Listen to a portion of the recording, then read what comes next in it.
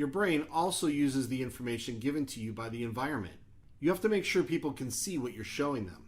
Here's a picture of a grassy field. The animals in the field don't have any contrast against the grass of the field, so it's actually impossible to see what's really there.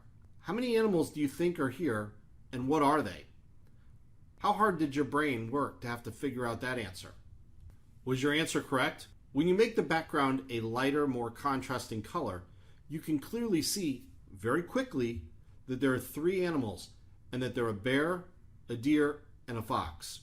How valuable is contrast to your viewers now that you've seen this? Here's another example. The headline is not contrasting with the green background and is very hard to read. If you were colorblind, you'd never be able to read that text.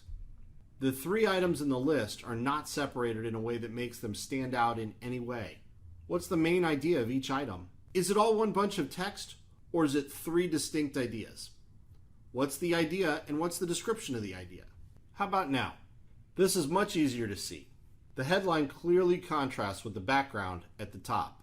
There are at least 3 cues to tell you that there are 3 separate ideas here. Can you identify the cues? If you said first, there are 3 columns. Second, there are 3 images. And third, that the headlines and the supporting text define content hierarchy, you would have been right.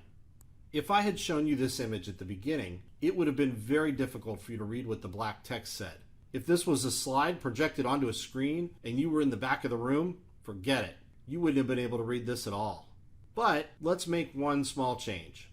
Let's add some contrast between the text and the image. I used a white semi-transparent background in the text box. You can adjust that background to be less transparent if you wanted.